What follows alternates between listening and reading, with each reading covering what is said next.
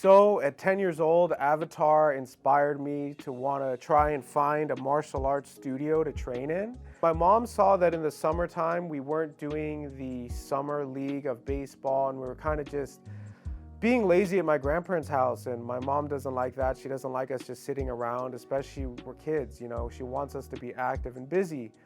So one day, she picked us up from my grandparents' house in Costa Mesa. She drove to what is now the Seiwa Market on Harbor and Geisler. So she drove right there, and now it's a Seiwa, now it's a Japanese grocery store, but it used to be the grand opening of a martial arts dojang.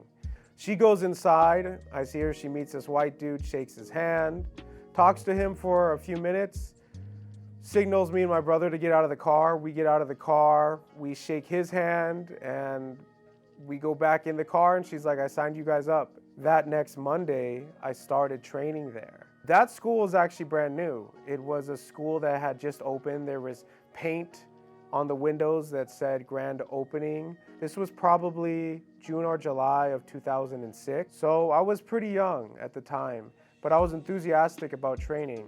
So the style of this martial arts school is Kuk Sool Kwan. And Kuk Sool Kwan is a Korean martial art that is actually relatively new. It was established after World War II, kind of a mixed martial art. It's a mix between its base, which is Hapkido. So many other Korean martial arts come from Hapkido. Hapkido is kind of like the grandfather of modern Korean martial arts. So Kuk Sool, it's a mix between Hapkido, Shaolin Kung Fu, some remnants of Korean Royal Court martial arts, and it has things like meditation, we learn weapons. So it's an extremely versatile martial art that I absolutely loved training from the get-go. I initially had my first arc of training from 10 to about 14 years old, so about 4 years roughly, I was there training. It was truly my first martial art. You know, I was training there a few days out of the week with my brother. My dad eventually joined, and he used it as an excuse to spend time with me and my brother, and those are really amazing times as well. My instructor was 28. He was a very skilled martial artist. His name is Master Mike Dunchok. Yeah! Yeah! Yeah! He is now has the title of Grandmaster in the art form.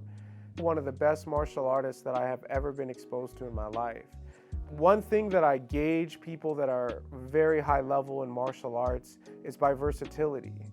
You know, it's one thing just to know how to kickbox or just to know how to trick and do flips or be good at forms, but to put everything together, to have the base of martial arts, which is fighting, having the fighting ability, but on top of that, also having understanding of martial arts history, qigong, weaponry, forms, all the different aspects of martial arts, and even teaching.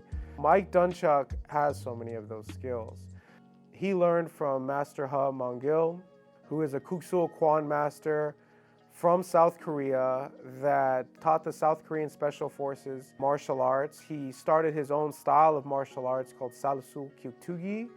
He taught his students kickboxing, which he also called Kyuktugi. This type of training significantly helped his students develop fighting abilities. Master Huh is very old school and trained his students very hard. One of those students being my master. So when we were training, we trained hard too. We learned how to kickbox, learned how to grapple, we learned some submissions, but we also learned weapons. We also learned forms. We learned how to be graceful in that way. We were taught meditations, taught quite a bit on philosophy and spirituality. So it was an extremely well-rounded martial arts education, and I absolutely loved it. And speaking of Grandmaster Huh, he would show up to our belt tests, which were kind of like ceremonies. Our tests were very intense. We were pushed to our limits, even as kids. And Master Huh was very intimidating and very hard on us.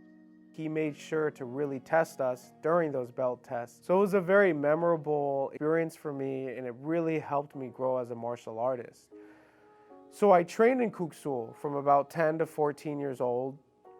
And around the time when I was 14, my family was Going through some changes, and we decided to take a break from Kuk Sool for a little bit. Kuk Sool also relocated from Costa Mesa to Irvine, and I'm actually in the current Irvine location. This is the spot that he's been at longer than he was at the one in Costa Mesa.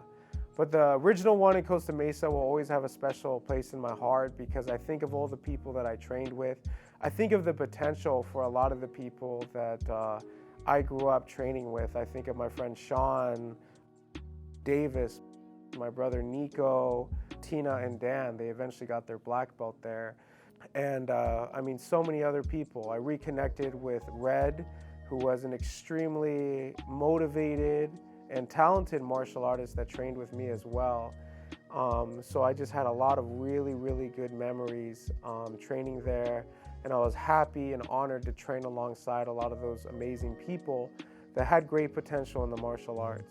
By the time I was 14, I had my brown belt in Kuk Sool. The style was difficult. I failed 4 tests. It was all due to not being able to break boards because we weren't breaking those like Taekwondo demo boards. We had to break just wood he got from Home Depot. So it was pretty difficult. We'd break the board, and a lot of times at tests, he'd want some of us to break a half a board, which is a lot more difficult. And a lot of students couldn't do it, but some did, some thrived. The training slowed down a little bit in my high school years. I ended up only being able to train in the summer times at Kuk Sool, but during those years I got my red belt, which I was very proud of. After I graduated high school, I dedicated 9 months with one of my close friends and Marshall brothers, Dan Bucati, in preparing for our black belt test. In 2015, at age 19 years old, I received my first degree black belt.